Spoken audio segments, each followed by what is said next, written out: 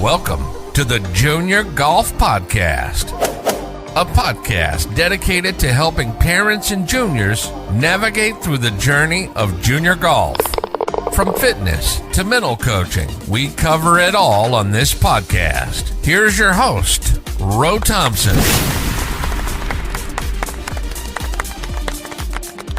3, 2, 1. Good afternoon, everybody. Welcome to the Junior Golf Podcast. I'm your host, Ro Thompson. Man, we got a special guest on the podcast today. We have none other than Mike Burcin from Under Par Consulting. Hey, Mike, how you doing today? Awesome, Ro. Thanks for having me. Exciting to talk golf, junior golf, and be a part of this great podcast you've got going. Yeah, man, I won't keep you too long because I know me and we could probably talk all day. For sure. For sure. So, man, before we get into the consulting and before we get into all the talk about junior golf, tell us a little bit about yourself. Yeah, so certainly played some junior golf myself, played a lot of sports, did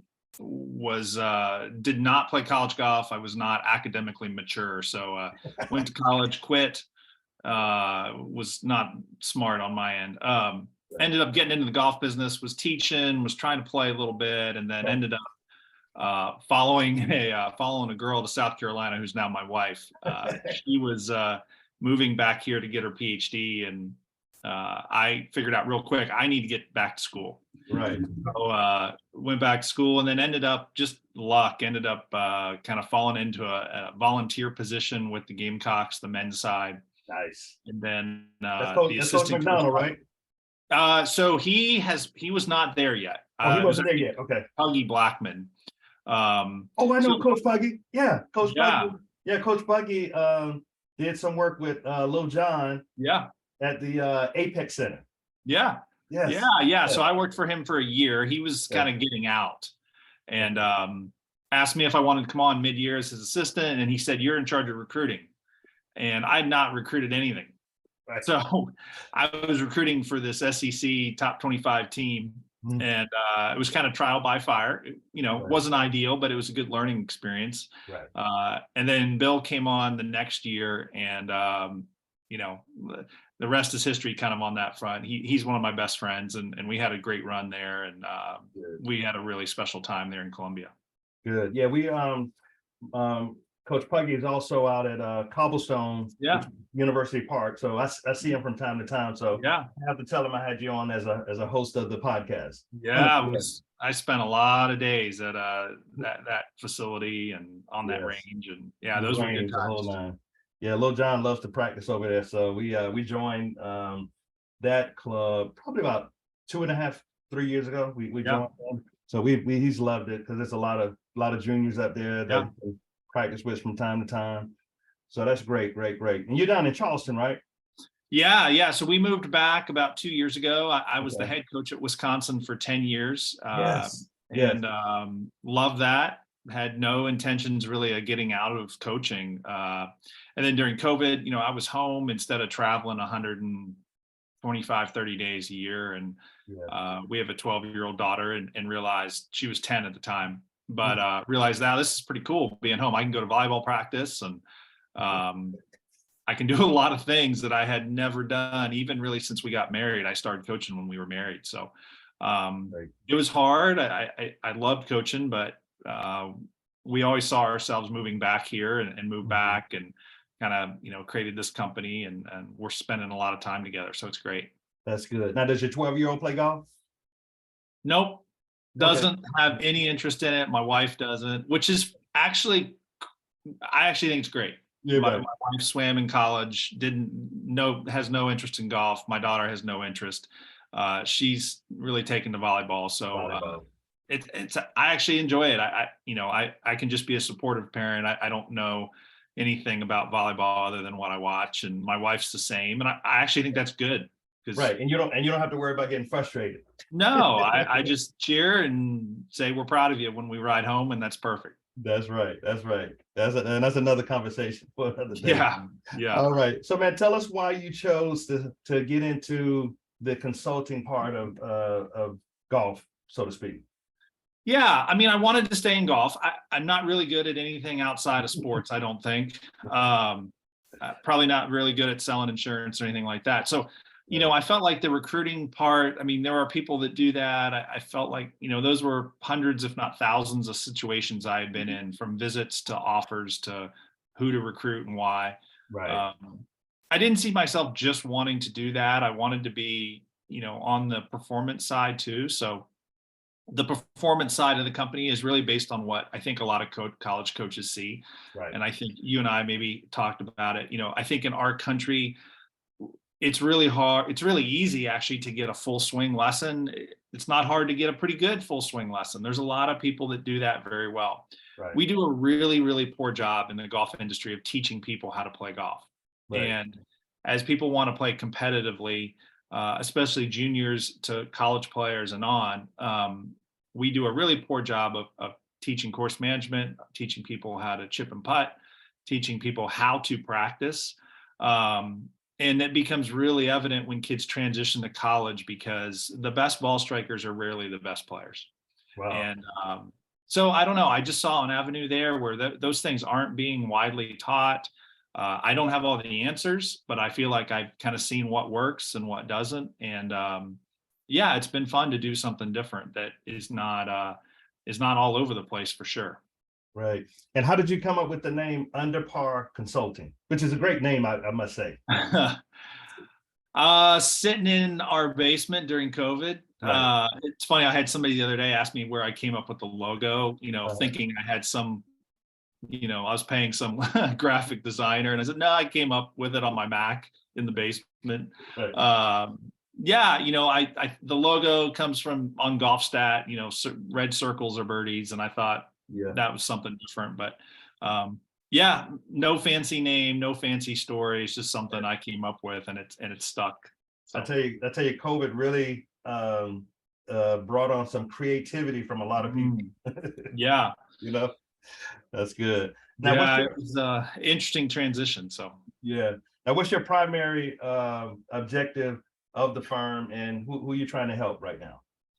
Yeah, I mean, that's the one part I've really enjoyed about being out of coaching is, when you're in coaching, you're kind of in this bubble, and I was fortunate to be at the Division I level. So, you're not exposed to really all the parts of the golf business that there are. I mean, we were dealing with pretty high level players.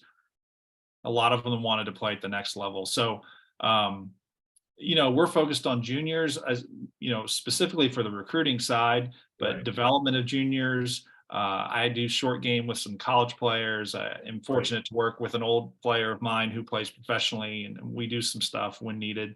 Okay. But I also do some short game with some adults here in town, some better players in Charleston. And, the short game stuff really is for anybody that wants it and needs it. I don't think it's taught very much. But just trying to take a different angle. Full swing instruction's needed.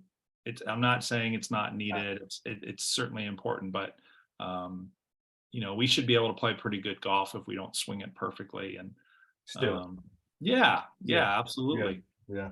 And you're right. You're absolutely right. And so I had another question I want to ask you, but I want to ask you, did anybody help you start the firm? No, it was just me. I had decided I was probably going to get out of coaching about 8 months before I did. Right. And that kind of was our little secret between the three of us. I may have had, another person or two in the golf business who I had talked about. Yeah. The coaching business has really changed in the last 3 years. There are a lot of people that got out in the last couple of years, all sports, all levels. I can't tell you how many of my really close buddies, when we talk, that it's comments like, well, I just don't know how much longer I can do this. It's just not the same. The transfer portal, NIL, it's unfortunate. It's really different. I actually read an article the other day. The AD at Baylor came out and, kind of shooting a warning shot of, hey, we're going to lose a lot of coaches in this business if we don't change things. So, it's too bad. It's really changed, but I just felt like it was a good time. I had lost my assistant pretty much due to COVID. Right. And in the Big Ten, we didn't play for a long time. Okay. So I don't know. It was just right time, and it was Mhm. something we always wanted to do to get back here. So That's good. And Mike, what's your home course at down in Charleston? So we live in a neighborhood here called Rivertown, which is in Mount, kind of on the north side of Mount Pleasant, but Okay. kind of bounce around. I Yeah. kind of go to where my kids are. I have kids I work with that are all over the country. So Okay. whether they're in recruiting or performance, I try to go see them play. We try to play, a few holes here and there. Okay. So yeah, really fortunate to kind of play a lot of places. That's good. That's good. And Mike, describe your experience as a consultant, as a coach so far when it comes to junior golf. Yeah. Yeah, so junior golf's really changing, and this is the one thing that I tell parents. Junior golf 3 years ago and junior golf now is very, very different. The numbers keep rising. All the Right. statistics say there's more and more players playing, which is awesome. But the junior that wants to play college golf, the demographic of junior golfer that plays at a certain level has drastically changed due to COVID, legislation changes, the transfer portal. So, that's one thing that we try to do with families is just get them to be really open-minded and agile. The level that it takes to play Power 5 golf Expectations. has gotten harder. The Yeah. level to play D1 golf's gotten harder. And so that's a domino effect. Better players are playing at the D2 level now because maybe they don't have a spot at D1. Better players are playing D3 for the same reason. So, I think on the recruiting side, it's as much of an education process for families. Mhm. Scores drive the process, and that's okay. Whether they're good, bad, indifferent, it doesn't really matter. I mean, Right. we just want to create opportunities. So it's just a lot of educating as far as what you have to do, what presents well, how can we shine your child in the best light, and then let's play as well as we can, and let's see where that gets us. See where that takes us. Yeah, that's interesting, Mike. And so Mike, knowing what you know now, how would you what would you tell junior parents to as they're coming up in the junior ranks? What would you tell them to make the transition a lot smoother? The experience of a junior golfer. Yeah, I think the two big things are that I keep thinking about all the time is one, this is their process. Right. It's not your process. Right. And I know that's hard, like families, right? Families do things together. I have a daughter that's getting close to that point in volleyball, and even with her, it's their process. The second thing to remember is, and I try to get parents to, they have to know that you are proud of them more than they're worried about how you're going to react to their results. So, I tell parents all the time on the ride home, don't talk about golf. Right. Good or bad. Yeah. The kids are mentally fried. They don't want to talk about golf. Right. So, be supportive, and then it's their process. I think a lot of families get tied up in, we need this academic track or we need this academic lane, Mhm. and that's hard to match depending on what kind of level of golf they want to play sometimes. So, yeah, just, be a really good parent, let them be a really good kid. And if they do that, everybody ends up happier in the end. Hey, yeah, Mike, that's some really good advice because we all know at the end of the day, golf is hard. It's and they can have a bad day and they don't want to talk about it. Yeah. They can have a good day. They, if they want to talk, let them talk. So I mean, it's you don't want to force them to talk about it. It's just going to make them more frustrated. I mean, John just had a weekend in at Cherokee National where he shot 85 and he had 40 putts. So I was already thinking, okay, well, tomorrow's gonna be different, right? It's gonna be better. So we get to the range, day 2, and I put him in the gate, making sure his putting stroke is back and through, and he shoots a 70. So it's it could be a good day, it could be a bad day. It's a golf, you never know what you're going to shoot when you get out on the course. So you're right, just letting them have that cool down period. Yeah. Once Yeah, I think, anybody that ever played sports in any sport at any level, right. some coach along the way told us to remember your role, right? Yeah. Whether you're an offensive lineman or a point guard or, on the track team, you have to know your role. And I think parents have to remember that too. I have a daughter, you have a son, that we're in that boat too. And, the coach is a coach for a reason. And if you're not that coach and you're a parent, just be a parent.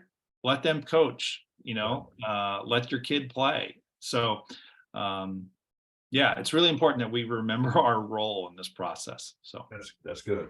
And so Mike, talk to us a little bit about the consulting side of what you do. Give us some of the most important things for juniors to think about as they take their junior career to a collegiate career. What would you say would be the top 3 or 5 things they need to consider making that transition? Yeah. So top 3 things right off the bat. One, there's about 1,000 golf programs on the men's side, about the same number on the women's side. Okay. So if you multiply that out times approximately 10 players, the higher the level, usually they have a few less players. When we get into D3, usually they have more, but let's just call it 10. Okay. So whether you have a girl or a boy, there's 10,000 opportunities roughly. Okay. That kind of leads into number 2. There's plenty of opportunity, right? If you want to play college golf, right, you can find an opportunity. We can help you find an opportunity. Okay. You just have to be open-minded. And that's really the third thing, is being open-minded to different climates, different parts of the country, different sizes of schools, different programs. Oftentimes kids really get tied up and they want to play for one of those schools that they watch play football on TV. Right. And 60 Power 5 schools, there's not many spots. If every school graduates 2 to 3 kids a year, and the transfer portal is even less than that. So, lots of opportunities, being open-minded and finding a place where you're going to play. You just don't get better if you don't play. Your college experience is way different if you're not competing. So those are the 3 things I think, with really being open-minded, being agile, being the number one. And an example of that is the further north we go, the levels somewhat go down and the opportunity goes up, Okay. So often, right, everybody wants to play in the South or everybody wants to go west. Well, the levels are harder. The levels are harder, Division 1, 2, or 3, and there's less opportunity. So that's why being open-minded is important on a lot of different fronts. But Mike, you so right on that, because a lot of really good golf teams are not the teams you would expect, like a UNC Greensboro or a Liberty University, or there's some good golf teams out there that's not, like you say, Power 5 or a well-known school. It's a lot of good golf teams out there. Yeah, golf's not like football and basketball. We don't play conferences all year. We play in our conference once a year. So, you've got teams like you just mentioned, the Limestone, which is a D2 program here in South Carolina. I mean, they're top 10, top 15 in the country. Right. Methodist is a school, in a D3 school in North Carolina. They're number 1 in D3. Wow. There's schools up north that play at a really high level. I mean, Illinois has been top 10 in the country for 20 years now, and they're in the Big Ten. So lots of shapes and sizes, and it could not be further from the traditional footballs and basketballs that we know so well. That's true. Now, Mike, let's switch gears a little bit, man. What are some of your fondest memories as a coach? Wisconsin is cold. You're traveling. I mean, what are some of your best memories of being a coach up at Wisconsin or South Carolina? Probably 2 that come to mind, just a lot of them, but one at South Carolina, it was my second year. We were down that year. We were ranked 50 something in the country, and we ended up getting sent to a regional in Scottsdale. Okay. UCLA and Wake were there. I think they were like 1-4 in the country. And we ended up shooting 50 under par or something and won the regional. Yeah. Wow. 45 under par, something That's like that. We ended up winning the regional, beating the number 1 team in the country. That's a great tournament. Kind of out of nowhere. I mean, it was stunning. It's golf, right? Yeah. And we ended up having 4 of the 5 starting 5 ended up on tour or some tour. We didn't know that at the time. Wisconsin, I'd say it's a conglomerate of a lot of different things. It was a program that hadn't had a lot of success, in a while. And, as a coach, I wish we would have been more successful, but, we had some kids do some things. We had the first team all Big Ten player ever at Wisconsin. Okay. We won a few times.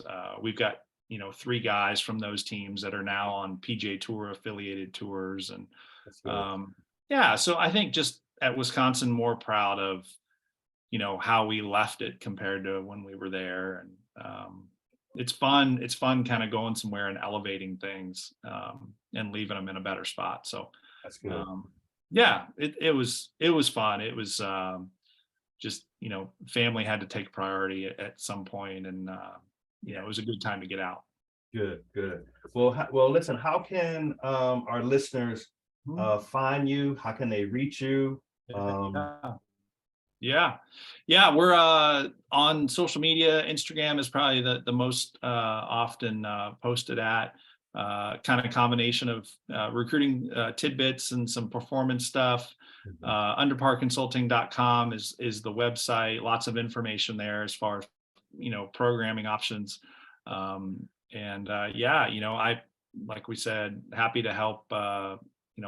All types, all levels, just people that want to get better, want to play college golf. And it's a fun arena to be in, like I said, after kind of being in that bubble. So look forward to helping any way I can. Good. Well, we appreciate you. And like I said, I've been getting your emails, and I finally, some kind of way just put 2 and 2 together. I said, I'm getting his emails. I don't know how I got on your email list, but hey, thank you for everything that you've been sending us. Yeah, well, it's fun. It's fun to try to help, and an occasional nugget. You never know what's going to click with a kid. So you never know. Yeah. All right. Well, listen, thank you, man, from the family here, Junior Golf Podcast, man. We want to thank you for being our guest today, and hopefully we'll get you back on sometime soon in the near future. Okay. Yeah. Thanks for your time. Always fun, and wish you all the luck. All right. Thank you for listening to the Junior Golf Podcast. You can follow us on Facebook, YouTube, Instagram, and TikTok. We hope you enjoyed this new episode, and if you did, please leave us a review on Apple Podcasts and Spotify. Please share this episode with others who may be interested in this topic. Also, feel free to let us know what topics you'd like to see covered in future episodes. Get in touch in the comments or on any of our social media networks. See you next week for a new episode